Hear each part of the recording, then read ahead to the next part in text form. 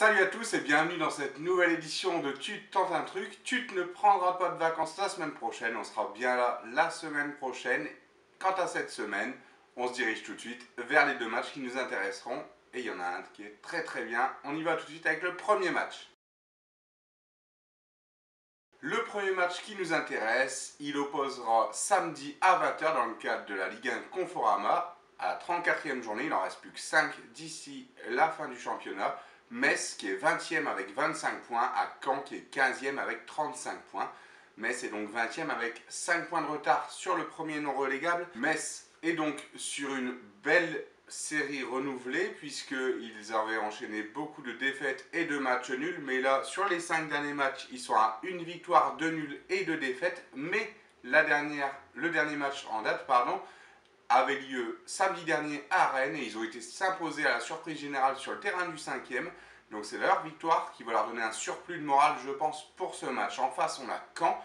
Caen qui, sur les 5 derniers matchs, a joué 5 matchs, donc en a perdu 4 et a seulement gagné une victoire. Et eux, c'est tout l'inverse. La victoire avait lieu au début des 5 derniers matchs et là, ils viennent d'enchaîner 4 matchs perdus de suite. Donc c'est compliqué, d'autant plus que Caen a rencontré Paris cette semaine en Coupe de France. Et donc il y a eu une dépense émotionnelle parce qu'ils ont bien cru pouvoir éliminer Paris. Ils faisaient match nul à la mi-temps, puis après Paris a commencé à jouer et à marquer. Et du coup ils ont un petit peu flanché. Et ça fait beaucoup de mal puisque au moral, là, du coup, il y est beaucoup moins. C'est un match important pour les deux équipes. Caen peut vraiment s'assurer le maintien. Metz peut encore croire à son maintien lui aussi. Du coup, les cotes pour ce match, 2,35 la victoire chez Winamax de Metz, 2,25 chez PMU, le match nul à 3,30 chez Winamax, à 3,25 chez PMU, et la victoire de Caen est à 3,20 sur les deux books.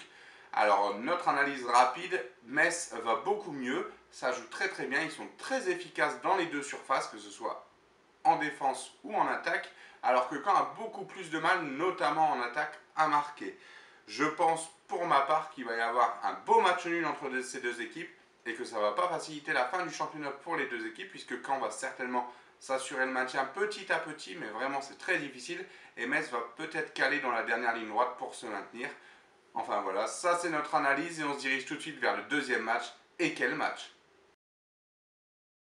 Le deuxième match qui nous intéresse, il opposera dimanche à 16h15 le Racing 92, le dernier club français dans la compétition, l'équivalent de la Ligue des Champions en rugby, au Master, donc le club irlandais.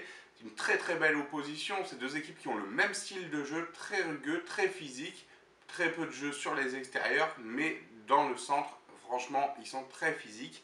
Ces deux équipes qui ont eu des qualifications très différentes. Le Racing a été gagné et s'imposer à Clermont facilement, puisqu'ils se sont imposés 28-17 en dominant le match de bout en bout. Et donc ça a été une qualification plutôt aisée. Tout le contraire du Master qui, à domicile face à Toulon, a su bénéficier de 2 erreurs de Toulon à des moments cruciaux, en fin de première mi-temps et en fin de seconde mi-temps, pour s'imposer d'un tout petit point 20-19 face à Toulon, qui est certes une très belle équipe aussi. Sur ce match, franchement, les deux équipes ont fait tourner la semaine dernière. Les deux équipes ont connu aussi des destins différents la semaine dernière, puisque le Racing a perdu à Toulouse, mais ils ont réussi à priver les Toulousains de leur bonus offensif à la dernière minute, alors que de l'autre côté, le Munster s'est imposé en Afrique du Sud dans le cadre du Pro 14, et honnêtement c'est très compliqué. Ils ont procédé à un large remaniement d'effectifs durant ces deux matchs. Et donc là, ce sont des équipes toutes fraîches. Les compositions des deux équipes. On soulignera le fait que Carter ne soit pas aligné d'entrée du côté du Racing.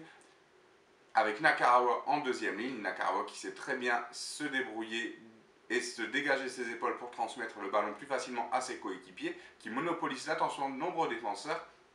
Au centre, on a Vakatawa, un troisième aile, un trois quarts aile puissant, et sur les deux ailes on a Andreu et Thomas. Ça va être une très belle opposition du côté des cotes. Ce qu'on a regardé pour vous, le match se jouant à Bordeaux, on attend néanmoins une belle présence des supporters du Munster qui vont faire le grand déplacement d'Irlande à Bordeaux. On en attend moins du côté des joueurs du Racing et de leurs supporters. Le Racing part chez PMU avec une victoire par 4 points au moins à 1,75.